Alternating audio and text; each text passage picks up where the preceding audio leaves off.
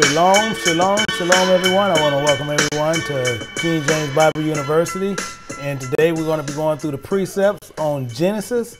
So I want to make sure that each and every person that is going through this to where we're going to be marching through, we're going to be getting the understanding, we're going to be getting the foundational precepts for Genesis. Technically what we're doing.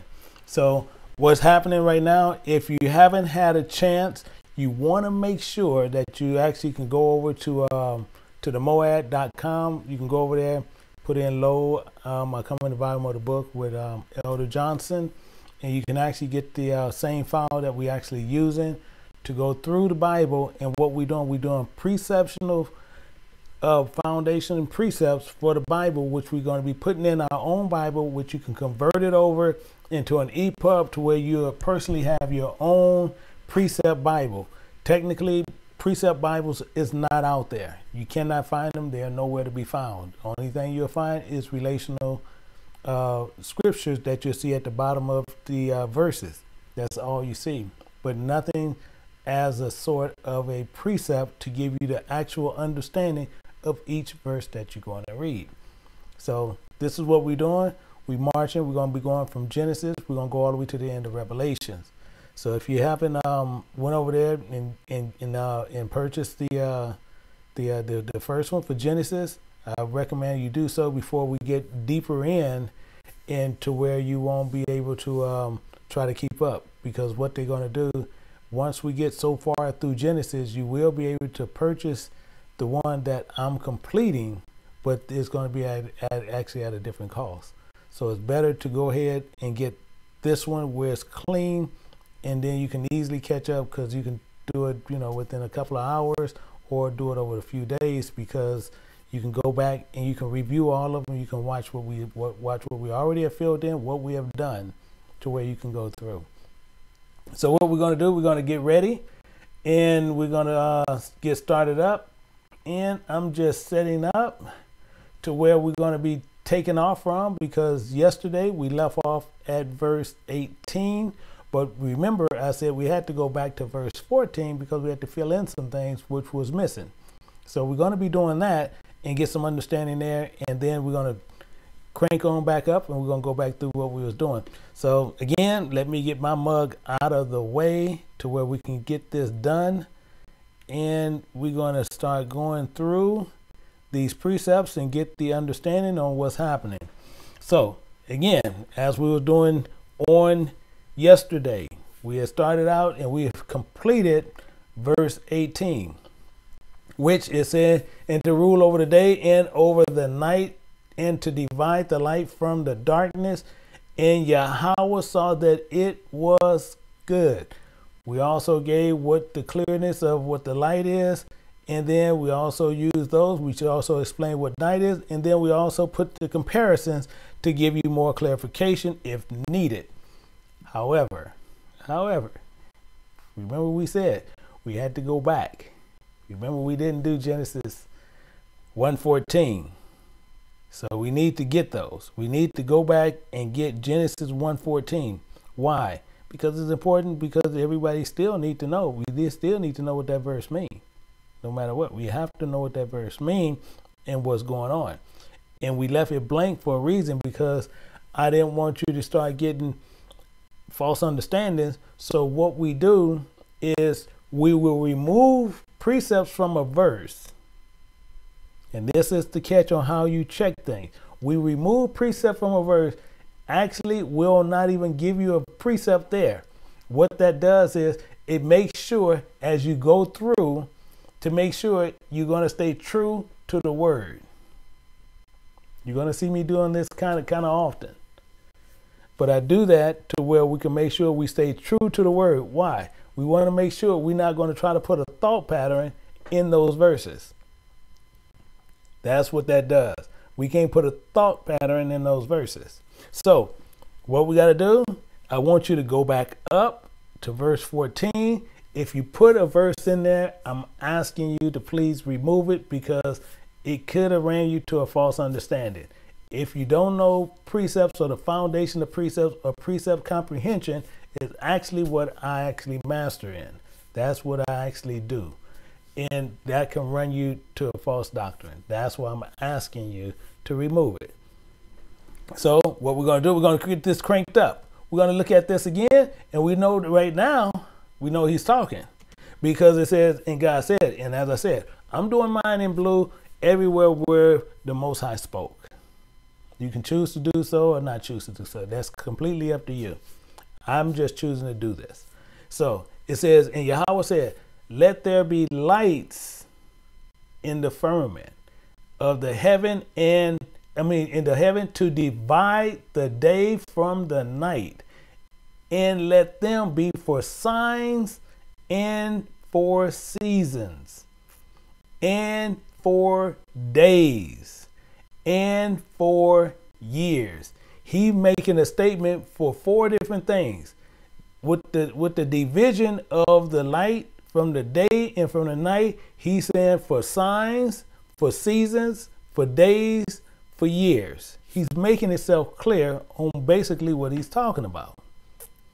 But it has a lot of spiritual understanding here, but we doing foundational precepts just to get the foundation of the understanding of the verse. So a lot of spiritual meanings I'm not putting in these. Some might have a spiritual meanings in certain places because it can give you the foundation of understanding on what's happening to lead you into what you can start finding out. So the first one we're going to use, we're going to look at Sirach 43 in verse 9. Sirach 43 verse 9. And as I said, we got to go and we read everything that we put in. We have to make sure we read everything we put in. Now, first thing we're going to do, and let there be lights in the firmament. So since we know it's let there be lights, and then we're going to look at Sirach verse 43 verse 9. It says the beauty of heaven and the glory of the stars. In the glory of the stars, making it clear. And ornaments giving light in the highest places of Yahweh. That making it clear. So now, let there be lights in the firmament of heaven to divide between them. So we know it's lights, and now we know they're stars. See how clear it just really got? Real quick, clear. Well, we're going to use another verse. We still need another verse still, just to make it clear, because you got to remember, we all together are sheep. Some sheep going to get it quick, some sheep going to get it slower. So to help us all together to where we can continually march together as one, some need a couple of extra verses, some can go with this one verse. So what we're going to do, we're going to put in Isaiah 5 and 30. Isaiah 5 and 30. We have to read the verse to understand what is happening. So 5 and 30, it says, and in the day that there shall roar against them like the roaring of the sea. And if one look unto the land, behold, darkness and sorrow, and the light is darkened in the heaven thereof. So it's giving you also the differences in between what's happening in the firmament to divide the light from the dark. So we have that understanding now. So we getting that understanding. So we have to run more into how it's being divided, how it's being understood, what's going on, and how we are to do it. So we have to do some explanations to which we're going to do to understand it within ourselves. So we're going to look at this word right here. This word right here, to divide, to divide. So we have to understand what that means. So what we're going to do, we're going to put divide there. And we need to put what it means. What it means. So we're going to find out what this means. So we can do it this way, or we can do it this way. We can do it either way. And basically, we're going to go up and we're going to look and seeing how we was doing it. And mainly, this is what we was doing. We were doing it that way, so we want to make sure we follow it. And we're doing the clarification. We're doing the colon to which you're going to clarify. That's how we're doing it. So we're going to go back up, and now we're going to see what this says. Clarification. Between.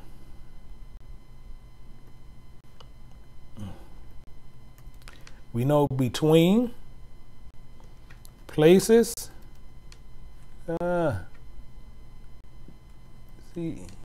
Between places to make, understand.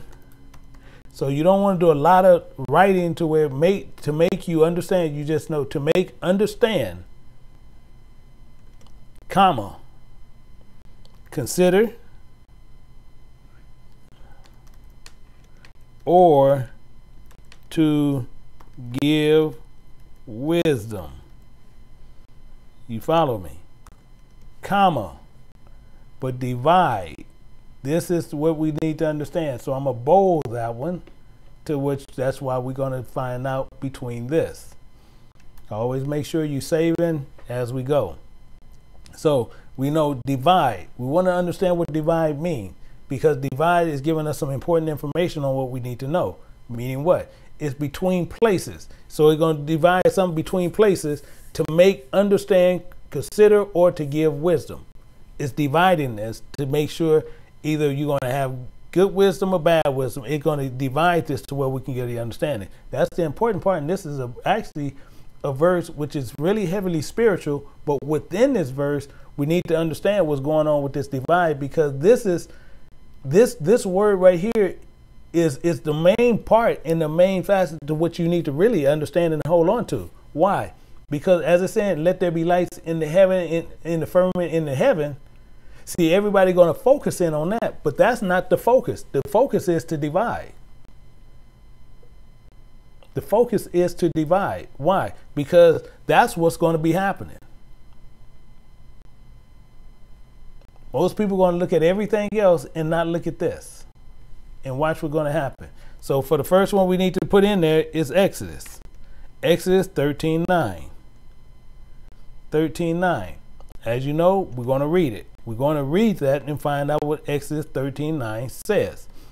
And we're going to look at that. And it says, and it shall be for a sign unto thee upon thy hand, and for a memorial between thy eyes, you can see, and that Yahweh's law may be in thy mouth, for with a strong hand have Yahweh brought thee out of Egypt. So we know the first part, before even the last part where you see the colon, he actually gave you pretty much the understanding, because he said a sign upon thy hand and for a memorial between thy eyes. So he's actually between the eyes, he's going to show you the separation. That's what he's going to do. So we need to find out how.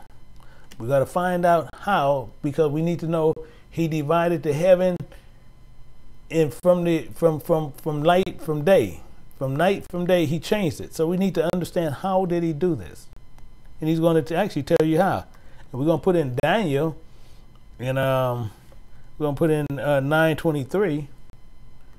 And we're going to have some more from Daniel. So I'm going to put that semicolon in there, because we have to understand what's going on there. Now it's in Daniel 9:23. And it says, at the beginning of the supplications, the commandment came forth. Understand what it's saying. The commandment came forth. We see that right there in the verse. And I am come to show thee, and thou art greatly beloved. Therefore understand the matter and consider the vision. This is what it's saying. This is actually, it's really shocking, because when you actually study the word in certain ways, and what I do a lot of preceptual breakdowns and stuff, it's actually really profound on even how this says that. But don't worry, because this is going to come. As long as you be a hardcore study, you're going to see exactly what I'm talking about. Even though you saying, yeah, it explains it, but I don't see what the real big deal is. It actually says a lot. A lot. But we have another verse. We have 10 in verse 1. Same in Daniel, 10 in verse 1. We need to see what that's saying. 10 in verse 1. It says, in the 3rd year of Cyrus, king of Persia, thing was revealed unto Daniel. That part you don't really even need. But it's what's in there what we need, and we're going to find out. It says, whose name was Belshazzar. Ooh, that name is a tongue twister. That part we don't need either. But what we need is, and the thing was true, excuse me, and the thing was true, what? But the time appointed was long, and understood the thing which understood the thing and the understanding of the vision. Meaning what? It's talking about what's going on here. That's what's going on. That's the crazy part. That's why Daniel most times said he didn't know what he was writing, because he was actually telling you a lot of things. So we need to go down more, and we need to find out more about this. Jeremiah. We're going to look at 9 and verse 12. 9 and verse 12. Let's look at that. 9 and verse 12, and we need to see what that says. And now, as it says, who is the wise man that may understand this? That's why it's saying, divided the day from the night. We have to look at this, remove the light as you see it as outside. The light is giving you understanding. That's the wisdom that is given to you. That's what this is actually saying. That's the real beautiful part about this. But watch what he says. And who is he to whom the mouth of Yahweh has spoken? And he had made declare it, for what the land perisheth and is burnt up like the wilderness that none passes through. He's giving you the understanding, the wise man giving you the wisdom of this. Unreal. This is really unreal. But watch what happens. See, but a lot of stuff happens in Genesis, and even if you had the spiritual meanings in here, I'm talking about it'd be crazy. Crazy. I'm talking about you have a Bible that people, you probably show it to them, they'll probably be stole it within 2 seconds or steal it right in front of you. But let's go through this. Let's look at this. So now we also need another one. We need to know what seasons mean. We need to know what seasons mean. We have to know what this means. What do seasons mean? What do it mean? It means appointed, time, place, and meeting. That's what this means. Mr. D, Mr. E. Appointed time, place, and meeting. Seasons. That's what this means in the Bible. Don't sit there, oh, this means the certain time. No, that's not what he's saying. That's why you see it up here. Let them be for signs and for seasons. What? Appointed times, place, and meetings, and for days. This is the problem that most people will have, because they'll sit there, oh, no, this means all that all together. No, it don't. This is showing you the connection. Not only for signs, but the signs for the seasons. For what? For the appointed time, place, and meetings. It's for that. But then guess what? It's also used for days, including and including for years. This is an important part where a lot of people and a lot of doctrine just start going haywire because they join them all together. They're not looking at the word. They're not looking at how the word is constructed or how this verse is actually constructed. You have to tear these verses down. If you don't tear them down, I guarantee you're going to run into false doctrine. Not sometime, every time. Not sometime, every time. This is what happens. This is what happens, and why? Because they choose not to go through and look at every word, and we have to tear these words down. That's why. This is why some people think I'm crazy, because I do this. I tear down everything to understand what he's saying. And if he take the time to write this to us, we should be taking the time to make sure we go through it the correct way. And I say that one more time before I move forward. If he took the time over 1,500 years to make sure he get this to us, we need to take the same amount of time and within our lifetime to go through it and take the time to do it correctly also. He loved us enough to do it. We need to show him that we love him enough to make sure we're gonna look at this carefully. So let's move on. But that's part of, well, that's just my little on my soapbox. But let's look at this.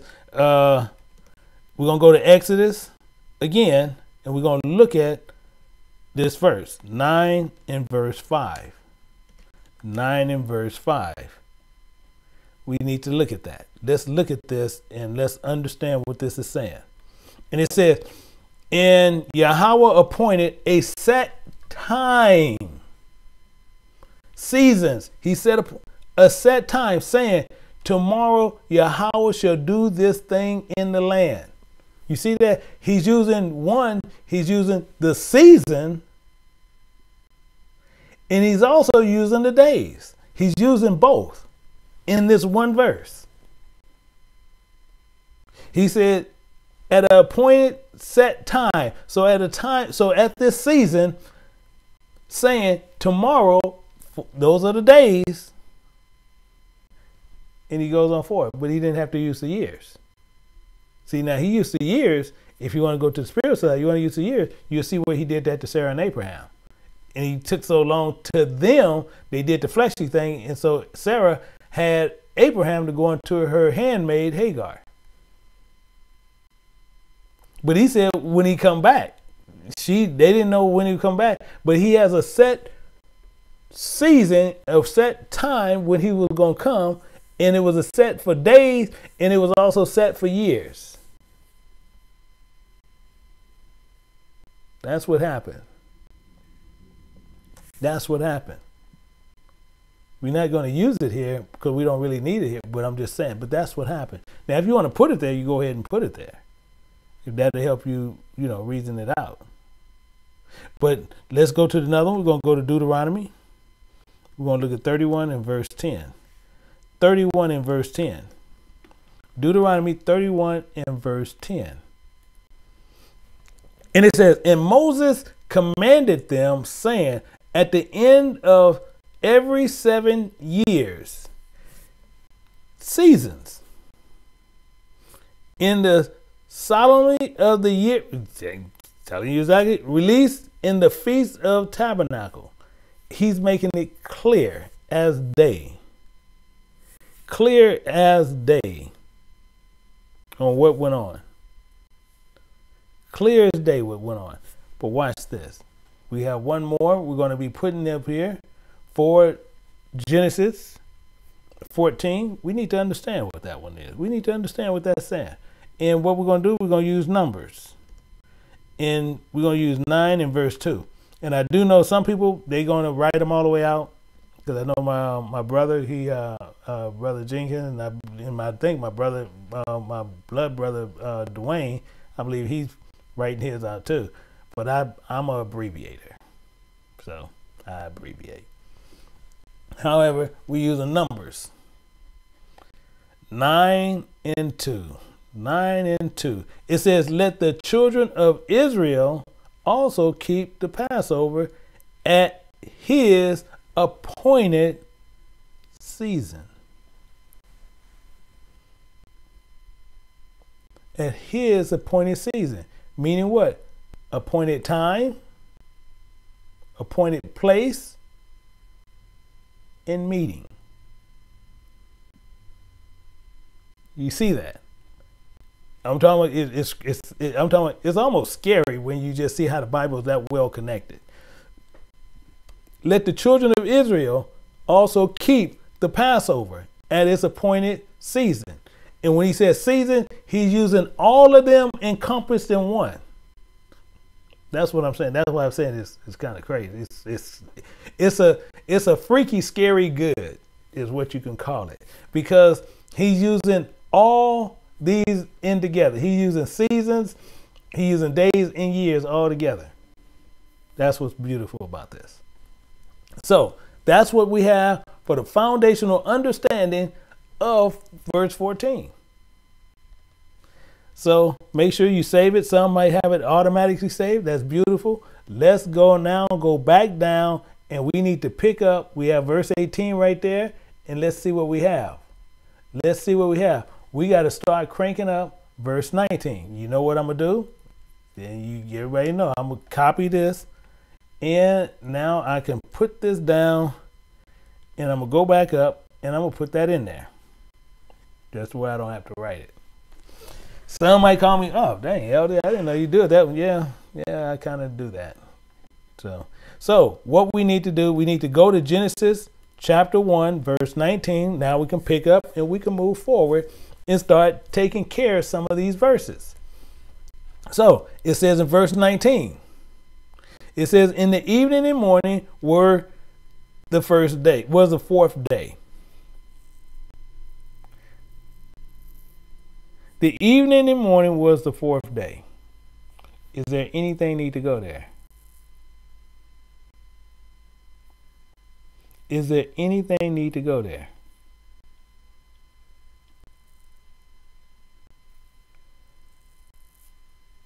We'll hold that. See, we'll hold that. See, because now we have a lot of people thinking. So what we're going to do, we're going to hold that. So what we're going to do, we're going to come up to verse 21. And what we do here, and we got to come back here. So don't remember, we can't go down a couple of verses. We got to come back here. Because all they're saying is evening and morning were the fourth day. So we need to find out what's going on there. We need to find out what is going on there. We need to find out exactly what is going there. You know, so what we do, it says, and Yahweh said, let the waters bring forth abundantly the living creatures that have life, and fowl that may fly above the earth in the open firmament of heaven. So what I'm doing, we know God said, so we know he created something. And he was talking. So what I'm going to do, convert mine into blue, because he's talking. So he said, open firmament in heaven, and he stopped. And it said right here, and God created. So we know he didn't talk there, but he did talk here. So we convert that into blue. So what we're going to do there, what we're going to put there to make sure he did. What we're going to put there and say he did. He said, let the waters bring forth abundantly. So one, we know he brought the waters together and called them seas. So what we're going to do here, we're going to put a real simple one to help people understand. We're going to put Genesis, and we're going to put 1 and 20. Genesis 1 and 20. And we're going to look at that and say, wow, wait a minute. That don't, oh, wait a minute, that's the wrong one. Actually, that's the wrong part. We got to put 1 and 10. Because then we're going to put another one. Actually, that's right there with it. So we're going to look at 1 and 10. And it says, and God called the dry land earth, and gathering together of the waters he called seas, and God saw that it was good. It's clear. This is very clear. So we understand that. That gives us a pretty good understanding. But watch this. Watch this. This is the weird part, because now we have to use this, but now we have to use also verse 21. We're using this verse. The very next verse. Why? Because we got to see what it says. He said, water bring forth abundantly the moving creatures that have life, and the fowls that may fly above the earth and in the open firmament of heaven. And God created great whales. Why? He said they're going to bring forth abundantly. It's all connected. But we're still gonna get understanding of what he actually is saying. And then saying every living creature that move which is in the water bring forth abundantly after their kind, and every fowl and every wing found after his kind, and Yahweh saw it was good. So what other verse we need? We need another verse. Verse 24. Let's look at verse 24. And Yahweh said, the earth bring forth living creatures after his kind, cattle and creeping thing and beasts of his kind, and it was so. What it says, and bring forth living creatures. This also letting you know, bring forth abundantly creatures that have life. This is the trip part. I'm talking about it's going to get even closer. It's going to get even closer. So now we need even another verse. We need another verse. We're going to use verse 30. Verse 30. What do verse 30 says? What do verse 30 says in Genesis 1:30? It says, and to every beast on the earth, and every fowl in the air, and every creeping thing upon the earth, wherein there is life. Wherein there is life. Understand what it's saying. I have given every green herb for meat, and it was so. And it was so. So we need to understand something. We need to know what this word means. So what we're going to do, as we always do, we're going to never let nothing be underturned, and we're going to find out what these words mean. We have to find out what they mean. So abundantly.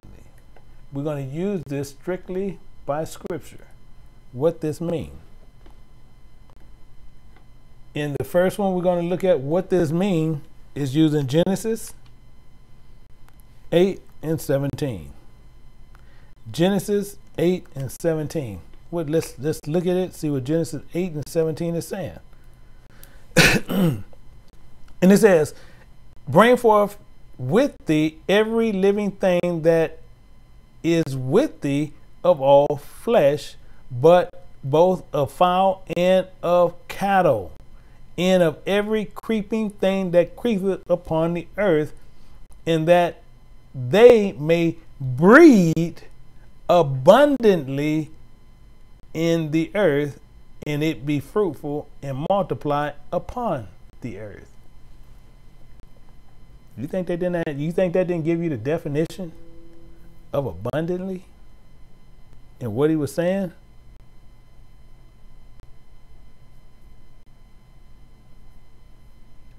Are you seeing how that doing that? Watch this. We're gonna use the next one. Let me put this back over here. We're gonna put this Exodus, and we're gonna look at this 1 in verse 7. 1 in verse 7. Watch this. Just watch how this works. The precepts is just beautiful. It says, and the children of Israel were fruitful. The children of Israel was fruitful and increased abundantly and multiplied and waxed exceedingly mighty, and the land was filled with them. So when we see the waters bring forth abundantly, we know they was being fruitful, and this is what was going on. It's not running you to say, well, I'm going to teach on this and I'm going to teach you a lie. This explains the verse. That's the main part of what you need to understand with foundational precepts. Foundational precepts, I'm talking about, is key. That's your power. Their precepts are king. For precept must be upon precept. They're king. And this gives you understanding. Therefore, you hate every false way. Why? Because they're king in the book. Because he tells you to use it that way. Let's look at another Numbers.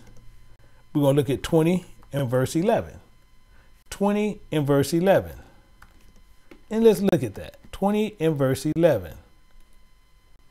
And it says, and Moses lifted up his hand, and with his rod he smote the rock twice. And the water came out abundantly, and the congregation drank, and their beasts also. So we know it was so much water that came out that the people was able to drink, but then their beast was able to drink also. So it was enough for them and also for their beasts. Abundantly. So we seeing how abundantly works. We see what abundantly means. We getting the definition of abundantly. Never went to a dictionary, because the dictionary is in the Bible. So we wanted to know what abundantly means, but now we're getting the definition and seeing examples on how it works. But we have one more just in case we need that extra help. Because there's no reason to be worried about if you need the extra help. You run your race, not everybody else's race. You run your race. But watch this. We're looking at Job 36 and 31, and watch what it says. It says, for by them judges he the people. He giveth meat, mean bread, mean knowledge, in abundance. But we're going to find out what meat means later anyway. I'm just giving you a heads up. In abundance. In abundance.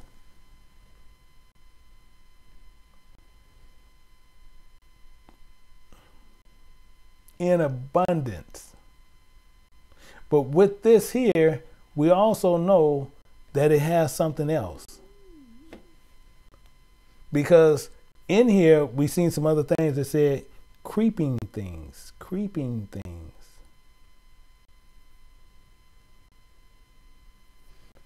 When we was looking at some of these definitions.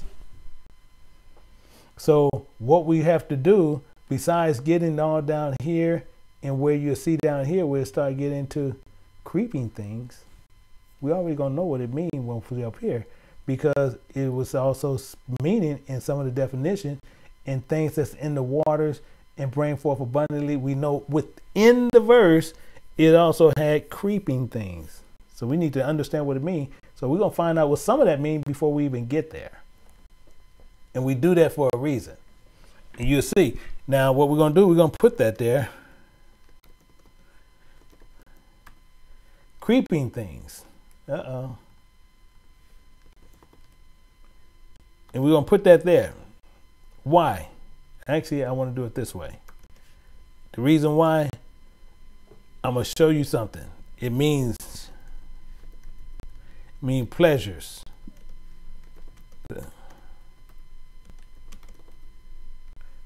And the worst of things that has no covering. That's what this actually means. And the reason we had to put it up here more so. But we're gonna explain this, and it's also so creeping things. We know when he brought forth these moving things that was in the waters, it says also creeping things, which we're gonna find out later. But we're putting it here to where we can get an understanding and find out what's happening. We're gonna find out what's happening. Let's look at this. Let's look at this, because you're gonna find out some things that are actually gonna be shocking. So we're going to look at 1, Leviticus, and we're going to look at 11 and 10. 11 and 10. It has no covering.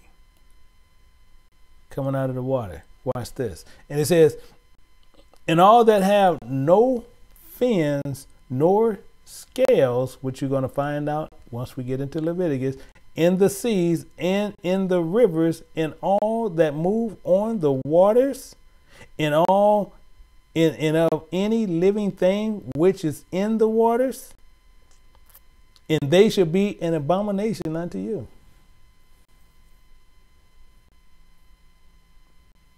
They should be an abomination unto you. Meaning what? It's some things that have no coverings, no fins and no scales. No fins and no scales. In the sea and in the rivers. They have no covering. All spiritual. We're going to find out, and that's why that verse is there. Because those are creeping things. Creeping things. Well, we have another verse there. We're going to use this one here to make sure we understand the verse. We're using verse 12. Verse 12 says, whatsoever have no fins nor scales in the waters. In the waters. What do waters mean? Exactly the point. It means knowledge. It shall be an abomination unto you. You go through here, we look at waters, you're going to see it's talking about knowledge. So if one have no fins, no scales in the waters, and you in the sea, it should be an abomination to you, and you should stay away from it. Same as Paul says, when you run into someone with doubting words here and there, and they teaching which is not of the truth, what he says, withdraw thyself. He says, withdraw thyself. This is what's happening here. This is the spiritual side on what you're seeing, but it's telling you in plain layman language. And we have to see what's going on. That's why it's so important for us to finish this out. The reason why is this. This has been removed from our people for more than 400 and some years. And for us to get back to what is required of us, we need to understand this book. And if we don't understand the book, we're going to have a bigger problem than them all. It's very important for us to go through this book and to clearly understand what's happening. To clearly see what's being required of us. This is not something for us to be playing with. This is not something for us just to be knowing. This is something to where we need to know to live. Not to sit there to try to go see what we can do or see where we can go beat somebody doing. We need to understand exactly what this Bible is saying. Because we got to see each individual has to run his race. We're going to look at another one. We're going to see scales. We need to know what scales mean. We need to know what scales mean. Because that has something else. And no scales. And then we're going to look at what we got. Scales. Scales. What does this mean? Ezekiel 14, verse 1 through 3. Ezekiel 14. No. I'm sorry. I put the wrong one. That's for without scales. So scratch that one. That's 29 in verse 4. And we're going to still put that one in, but that goes where no scales is. 29 verse 4. And it says, but I will put hooks in the jaws and will crush the fish of the rivers to stick unto thy scales, and will bring thee up out of the midst of the rivers, and all the fish of thy rivers shall stick unto thy scales. That's deep. Why? Because if you look at verse 3, it says, Speak, and I say, thus saith Yahweh God, behold, I am against thee, Pharaoh, king of Egypt, the great dragon that lieth in the midst of the rivers. Look, see, he's saying one thing, but he's talking like a fish, and then he's talking in a parable. And he says, that lies in the midst of the river, which has said, my river is mine. My river is my own. And I have made it for myself. But I will put hooks in thy jaw. And I will cause the fish of thy rivers to stick unto thy scales.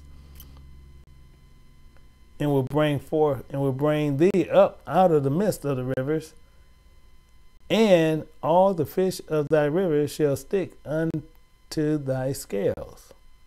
So that's deep. But this is what's going on. This is what's happening.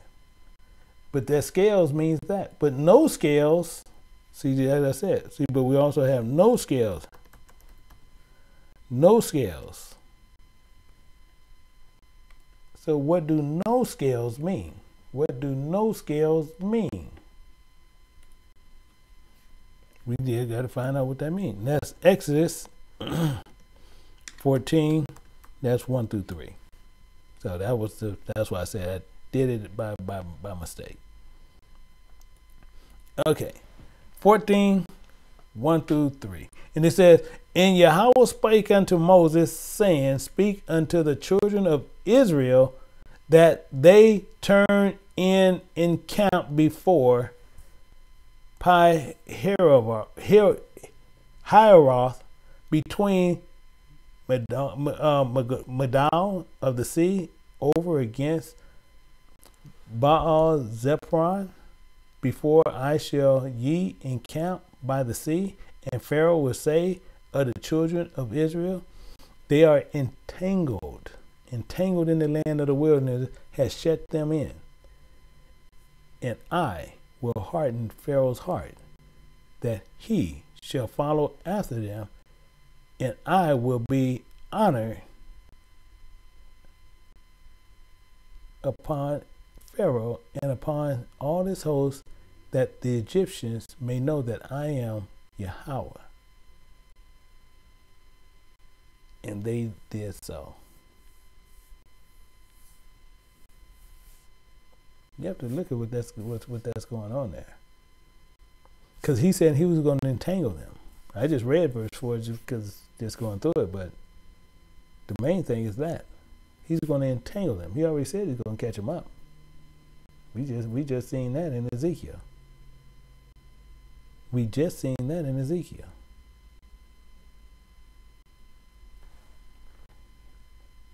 So what, that's why I said it's so much in this.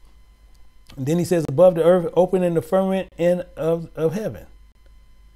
So we need to even know what that is saying. Open firmament of heaven. What is this saying?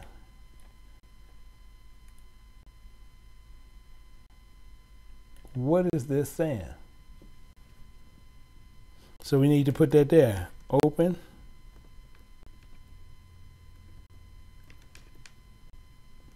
firmament of heaven. Open firmament of heaven. We need to know what it means. We have to know what it means to know where to go. And we're going to look at it. We're going to look at this real good, and we're going to see Genesis 32 and 30. Genesis 32 and 30. And then we have another part we're going to do. Genesis 32 and 30. It says, and Jacob called the name of the place Peniel, for I have seen Yahweh face to face, and my life is preserved. What is that saying? Open firmament of heaven. Here it's saying he has seen the face of the Most High. Open firmament of heaven. Let's look at another verse.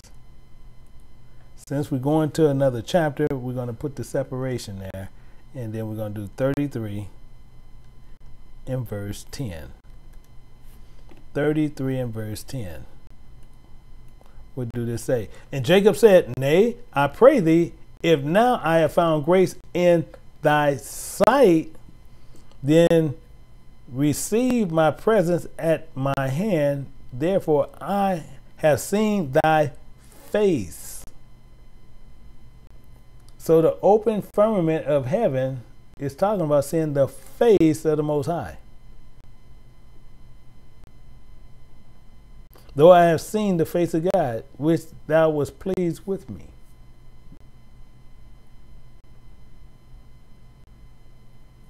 The open firmament of heaven equals what? So you do it that way. You change it. Face of God. Then you put that there. It's that straightforward. Because that's what we know. Open firmament of God. Actually, I can take this out, unbold that, what I'm doing. Open firmament equal face of God. And there go your verses. Let me save that. And we can go through. And as I said, we have a lot of this that we got to go through. And we're going to get crazy once we start getting past where, always foundation. We have to get into a lot of stuff, and as we get through it, and once we get through this part, he started rocking and rolling. But right now it's the same. When they first building the foundation, we have to really make sure all the rules are set up correctly. That's technically what's going on here. So we have to understand how he set it up, but once it's set up, then we can start going through. We get the understanding everything that's going on, and then you'll be fine from that point out. But until then, we just have to march through it. So again, the same thing that I keep saying to everybody, which we'll look at, if you haven't, got with this and you want to go with us, just go to themoad.com. You just mow-ed.com, go over there. You can go to the store, put in the search, and just put in Lo, I come in the volume of the book with Elder Johnson. You'll see it. You can purchase it, and you'll get a blank document with this already prepared, laid out for Genesis. But then you just have to add the verses. But once we get up to I believe it said once we get up to chapter 4, then you can actually buy the one I'm actually doing and take off from there to where you won't be so far behind. So with that, we're going to be going through this. And we have tomorrow we should be able to finish quite a few verses, and then after that. But once we get up a little bit, it's really gonna start cranking out. But hopefully that you guys enjoy what you've seen so far, and you continue to just make sure you make note. Don't fall behind. If you want to make those where the Most High is spoken blue or whatever color you choose, do so. You got to remember, it's your Bible. And you're going to be able to convert that into an EPUB, e-readers, all these different things. You can also go have it printed, so it don't even matter. You might say, well, I can't really, everybody makes print. Excuse me. Everybody makes prints really small. And you can sit there and say, okay, they can make it small, but I want my print at 12 point. You make it at 12 point. It's your book. So it don't matter what size you do it as, but what matters is if you're doing it as an e-reader, you don't have to. But if you're going to print it, you put the font of the text whatever you want. If you want to put it at 14, put it at 14, and then you'll put the precepts at say like 10. You do this the way you want to, and then when you finish, you can actually have many different companies. You have even Amazon where you can self-publish it for yourself, and you have it the font you're happy with, and you can clearly see it. So those are things you can do. So you just want to make sure as you go through this, you want to make sure that you always having everything set to your preference, not to someone else's. That's the thing, not to someone else's. So we're going to look at a couple of other things. So we're still with that. Just make sure that as you go through this here, and as we go through the rest of this, just make sure you have everything set. Make sure you're saving it as you're going through. Go back through, check it, make sure you have done all your precepts in there, and then from there you can continue, and then from there, once we crank up, you'll be caught up, and then we can keep moving forward. So until next tomorrow, I'll see you guys on tomorrow. Shalom.